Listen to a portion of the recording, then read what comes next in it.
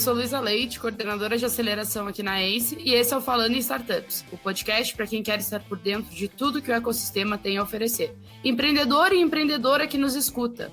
O assunto de hoje pode ditar os próximos meses da sua jornada. Muito tem se falado dessa bolha de VC, dessa recessão de startups. Temos visto muitos artigos dizendo que o mercado está em crise, mas será que está mesmo? Para te dar uma verdadeira aula sobre o que tem acontecido, eu chamei dois caras que conhecem o assunto como ninguém, o Pedro e o Mike.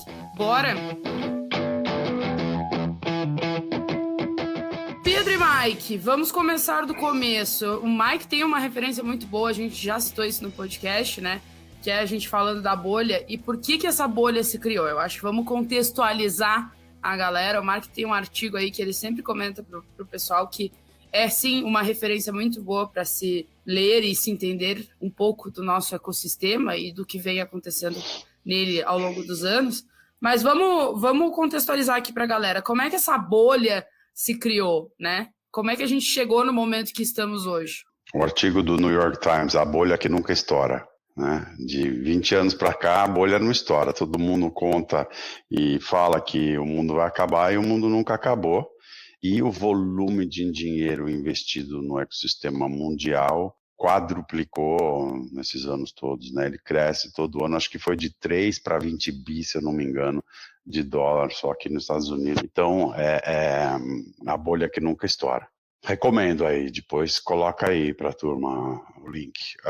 Então, assim, o que criou, né? Vamos contextualizar. O que criou, o que aconteceu, essa bolha, esse inchaço, aconteceu em 1 ano e meio. Então, vamos primeiro olhar para os valuations, os números de investimento e a tendência do ecossistema mundial até o ano de 2020, eu diria meados de 2020, era uma linha ascendente normal, num crescimento normalizado, eu diria até quase que preditível, onde todo ano os deals iam acontecendo, claro, os valuations vão aumentando gradativamente em função do tamanho dos negócios, mas não havia uma loucura, uma enxurrada de investimento como aconteceu no ano de 2021. Então, se a gente olhar para qualquer gráfico, o ano de 2021 foi totalmente atípico, onde tudo explodiu de uma vez. Né? Então, onde se criou muito FOMO, no sentido de muito investidor concorrendo por deals, não olhando para métricas corretamente e só falando, bom, eu preciso fechar esse negócio porque senão vai ter um outro deal sendo fechado, né, eu vou perder o deal para um outro VC, e o pessoal saiu investindo aí volume e não quantidade. Tá? Então, acho que só contextualizando, né, o que é essa bolha, foi realmente um resultado do FOMO, talvez, do início da pandemia. E aí, se você encurtar, né, é nesse período aí de 1 ano e meio, e agora eu acho que é uma correção via uma normalidade e não o estouro de uma bolha. Se você eliminar, olha para os gráficos, elimina o ano de 2021, a nave vá, tá? Voltou a uma normalidade que é como a gente trabalhava esses anos todos a fio. Tá? Então, acho que a gente vai explorar um pouco mais, mas acho que para a introdução aqui, ao menos do meu lado, é isso que a história conta, né? Vamos ver se a história vai voltar a ser a mesma para os próximos 5, 10 anos ou não, mas a história está se repetindo, está voltando a um normal. Ontem eu recebi um empreendedor lá no escritório da ACE, o Mike e o Pedro não sabem dessa história ainda, ele pediu para conversar comigo, querendo saber um pouquinho mais sobre o processo de aceleração, queria conhecer um pouquinho mais a ACE. Eu disse, não, vamos tomar um café lá no escritório. Ele já empreende hoje, já empreendeu antes, está empreendendo hoje e está pensando em empreender em mais um negócio. E aí ele sentou comigo e disse assim, Lu, eu estou sentando com vocês, já sentei com outras pessoas também, porque eu quero entender o momento que a gente está.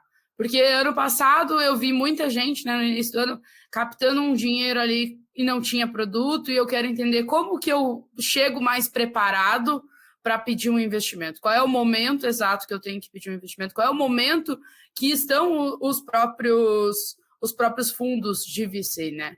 E eu achei isso muito interessante, porque não é um movimento normal que a gente viu ano passado, por exemplo, do empreendedor querer sentar e só entender, né? Mike, como estão as coisas por aí? Pedro, como estão as coisas por aí? E hoje em dia já é um movimento que o empreendedor tem feito.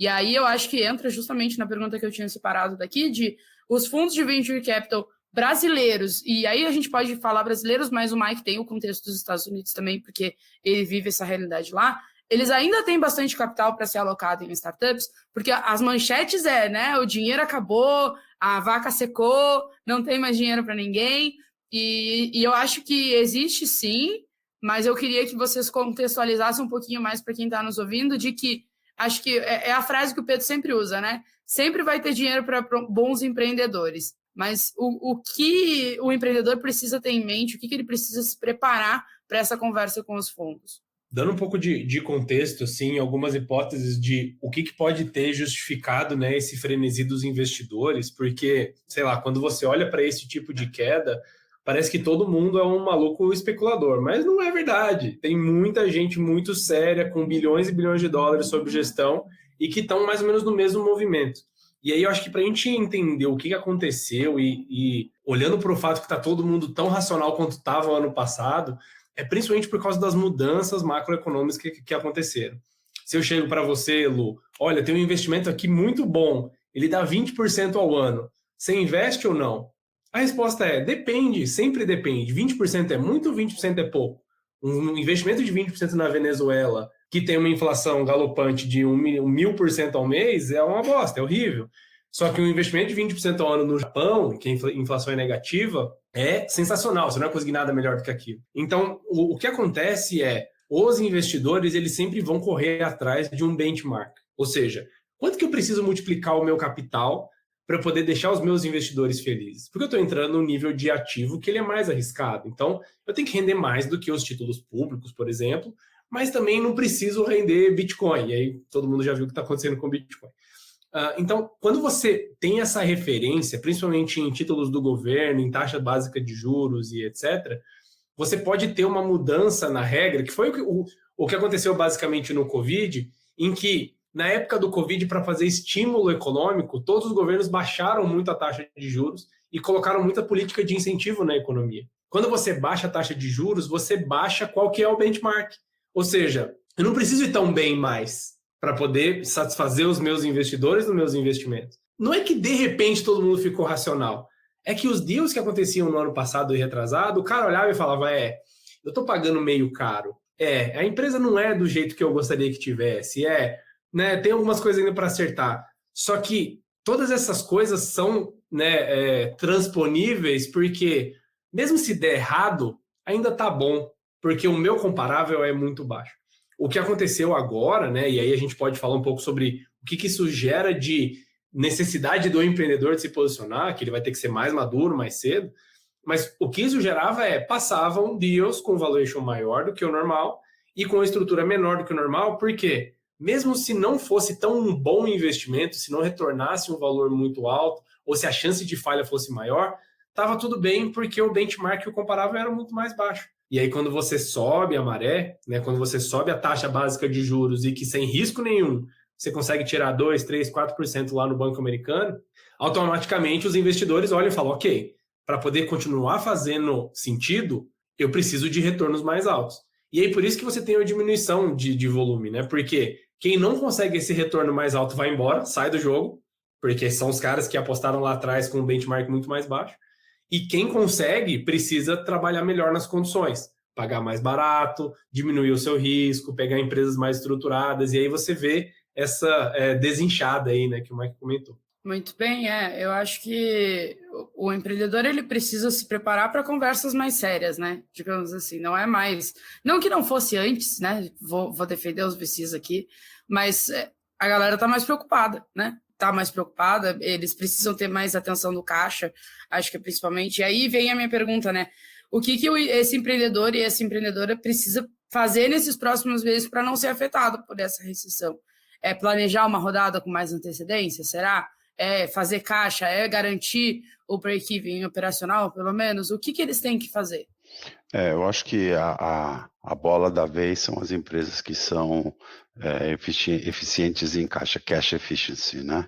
É o que todo mundo está procurando em função do que o Pedro acabou de falar. Então, não é que não tem dinheiro, né? Então, só vamos contextualizar. Tem muita grana, os VCs mundiais levantaram muito dinheiro nesses últimos 4 anos, eu diria, tá? Em função dessas taxas de juros extremamente reduzidas, né? Completando o que o Pedro falou. Então, era uma boa válvula de escape para os investidores, né? Uma diversificação muito boa, virar para os LPs, né? Que são os limited partners, os caras que investem nos fundos, e dizer, olha, cara, a taxa americana vai te pagar 0,5%, tá? Vem para cá que de repente você faz 20%, usando o exemplo do Pedro, né? Então, está todo mundo muito capitalizado. No Brasil também. No Brasil, nesses últimos 4 anos, apareceram mais de 30, 36, se eu não me engano, novos fundos, de todos os tipos e todos os tamanhos. Gente que não era nem fundo ainda, e ainda tem gente captando fundo novo, ou não novo, o novo fundo, né, o novo ciclo de um fundo que já tem 3, 4 fundos, uma gestora que tem 3, 4 fundos e que está captando seu 5º fundo. A gente conversou outro dia a respeito com um grandão. Então ainda tem grana, está mais difícil de captar por causa disso, né? A taxa de juros está melhor, então o investidor ele está realocando, está pensando, será que eu vou assumir esse risco de venture capital ou será que eu vou para uma coisa mais segura porque a taxa está melhor, né?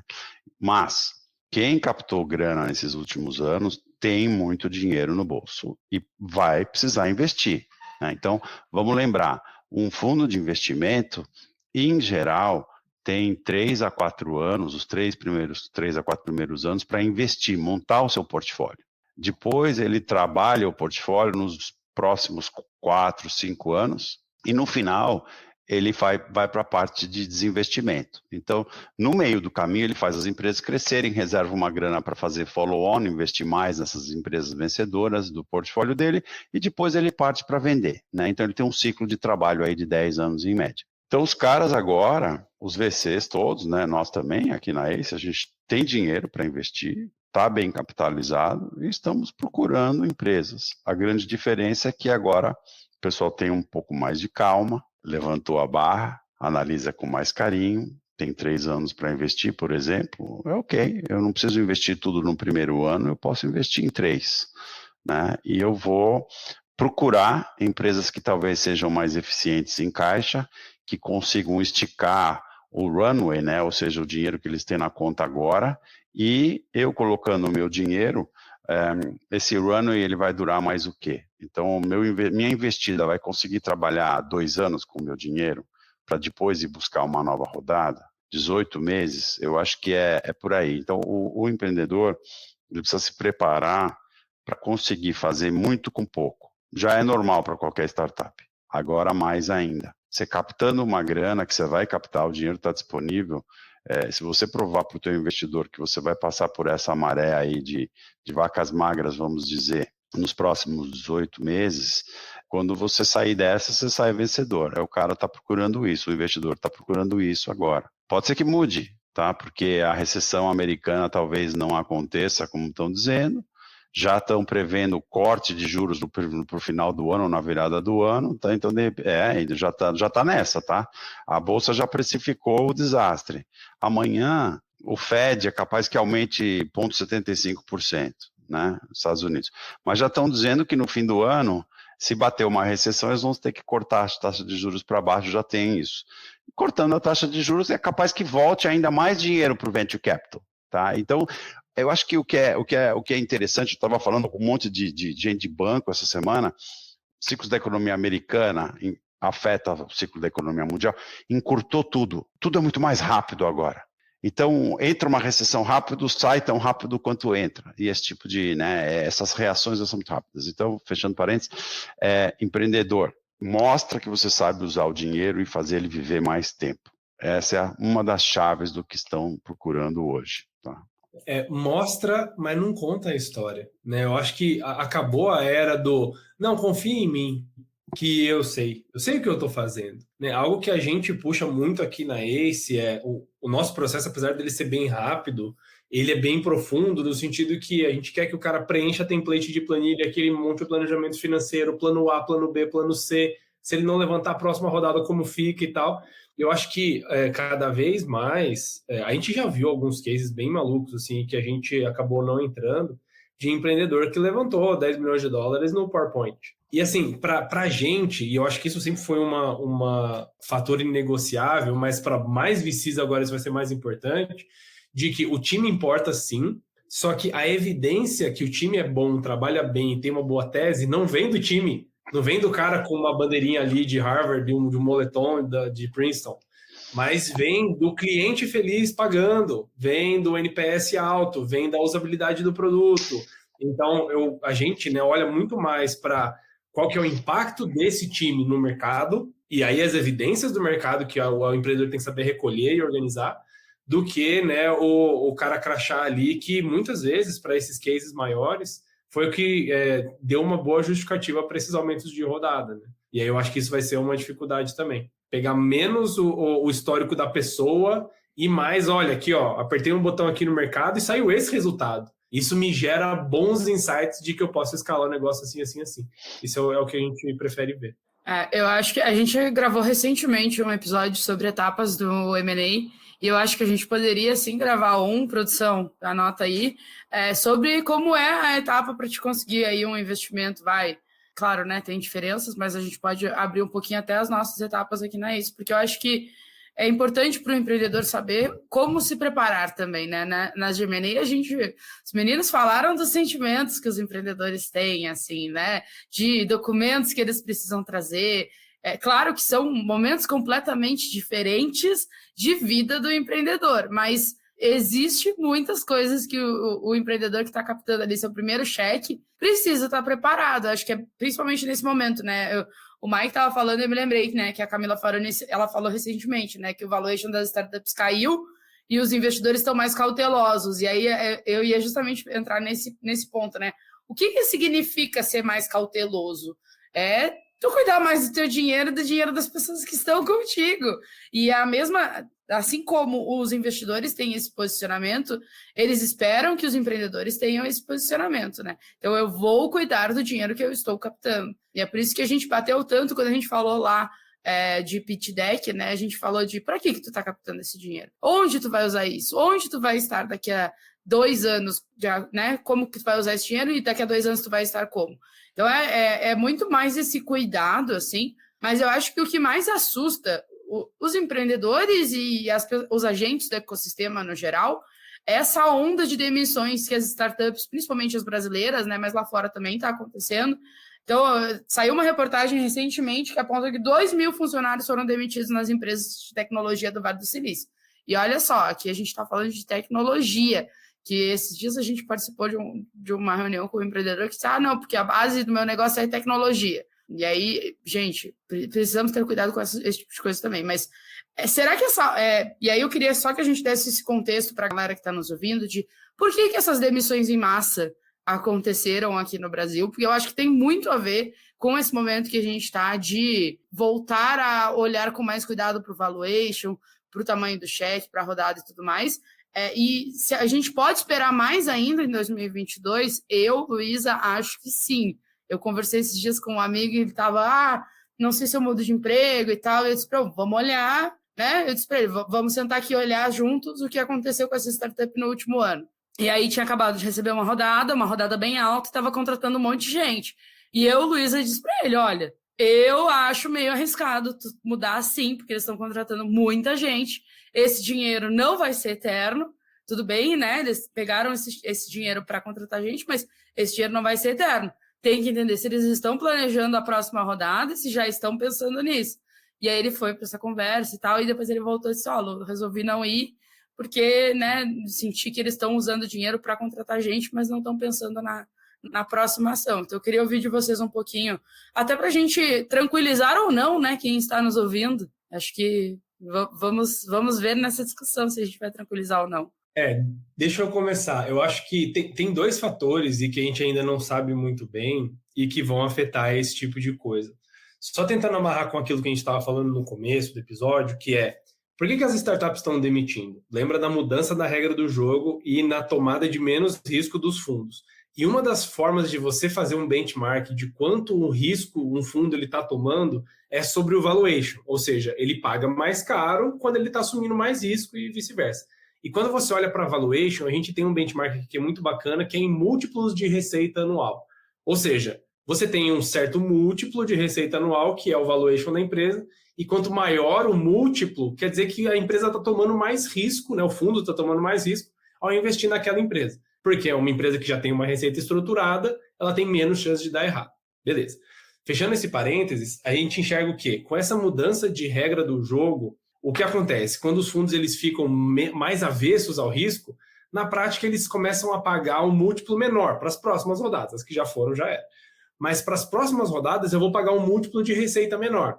Então, para uma empresa que fatura 100 milhões de reais por ano, e o múltiplo dela era 10, por exemplo, ela é uma empresa que já poderia levantar uma rodada valendo R$1 bi.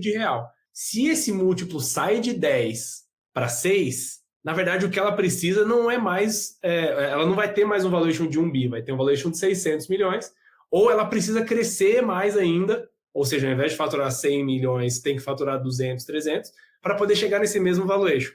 E aí, quando você vai levantar uma nova rodada, você tem alguns milestones, né? Algumas metas de quanto você precisa ter de receita para chegar naquele valuation, e com aquele valuation você levanta uma certa quantidade de dinheiro.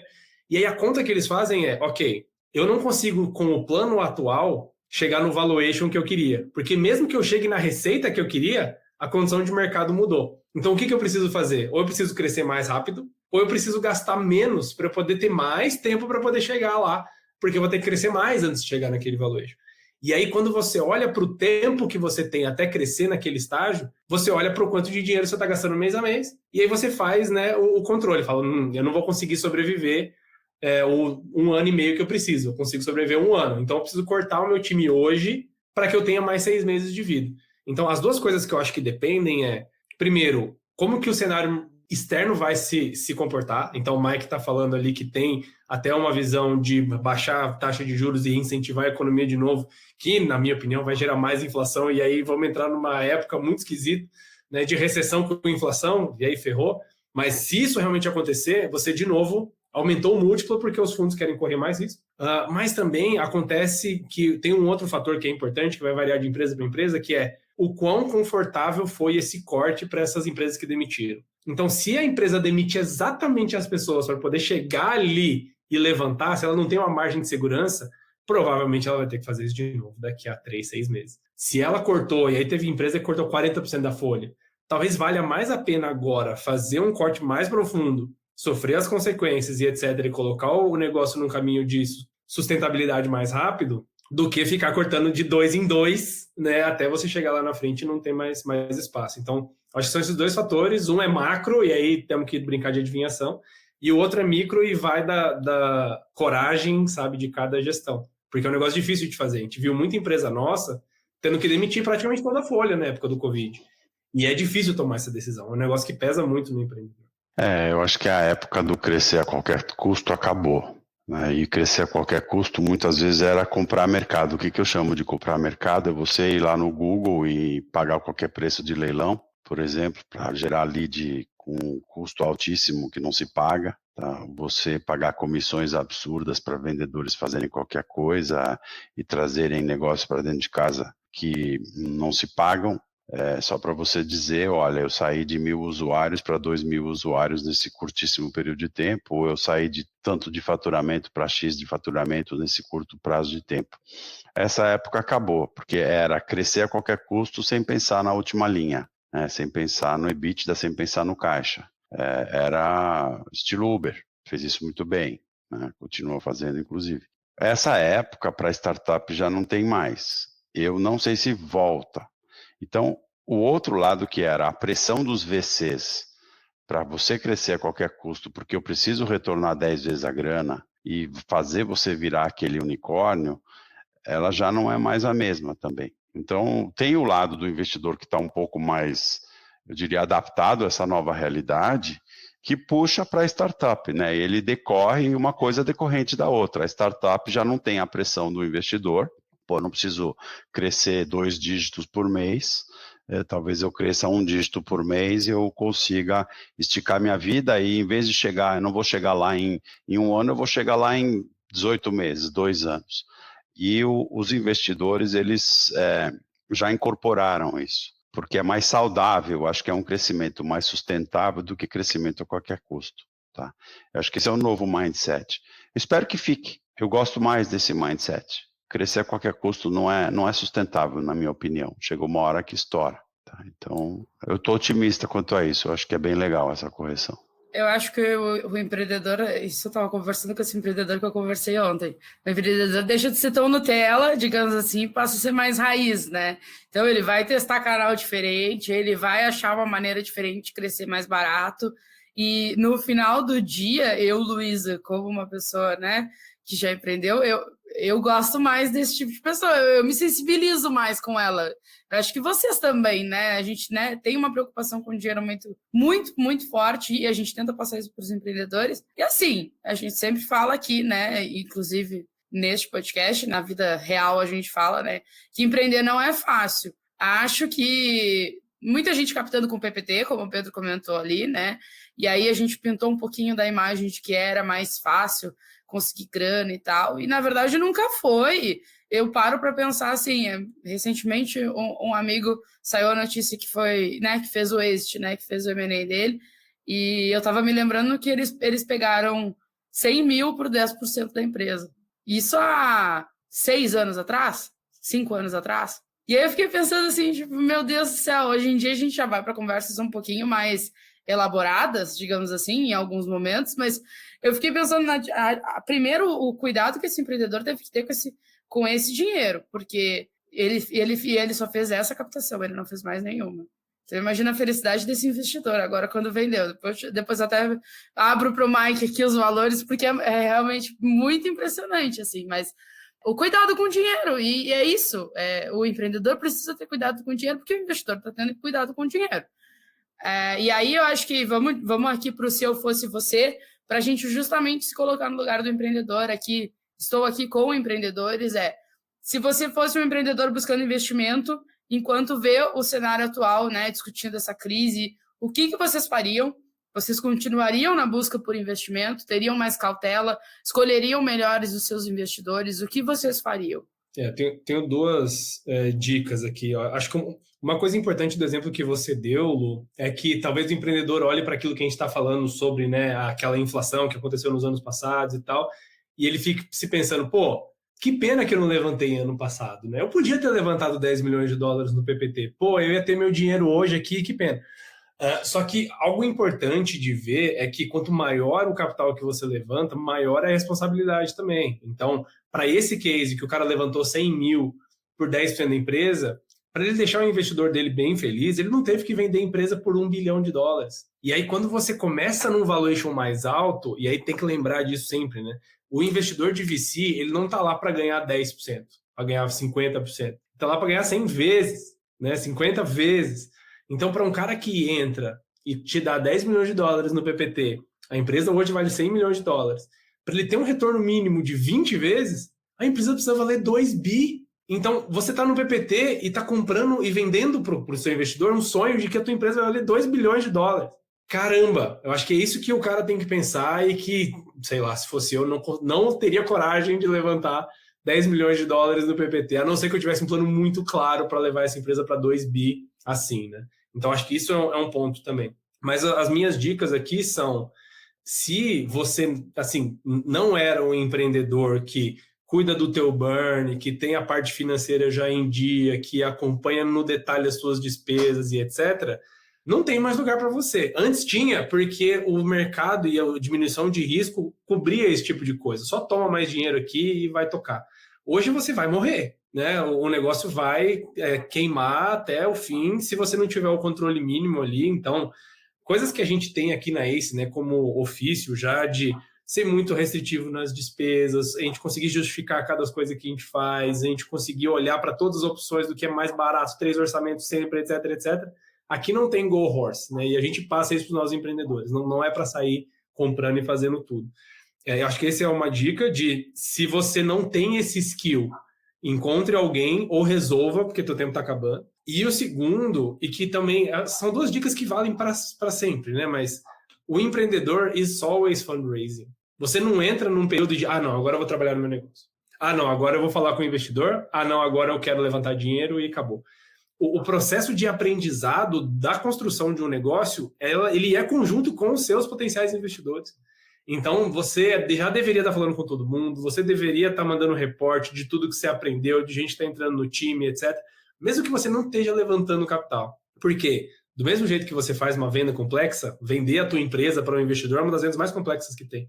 E você precisa de uma aproximação qualitativa, o cara precisa te conhecer, precisa te acompanhar, você precisa criar a sua série no Netflix, né? Minha startup, acompanhe como eu estou me virando, o que eu estou me ferrando, o que está dando certo. E aí, para o investidor ver isso é importante. Então, o trabalho de fundraising, ele precisa ter uma meta todo mês, toda sprint. Não é um trabalho que você começa a olhar só quando você está precisando de dinheiro. Se você começa a fazer isso, você vai atrair justamente as pessoas que só vão dar o dinheiro. Né? Não, Pedro, isso me lembrou que a gente teve uma reunião esses dias com os empreendedores nossos aqui, e eles disseram, a gente não sabe se a gente vai conversar, acabaram de captar, a gente não sabe se a gente vai conversar, o que a gente faz, vai conversar, primeira coisa que o Pedro falou, Mike, vai conversar sim, atualiza o pitch deck, diz que não está captando nada agora, mas vai conversar.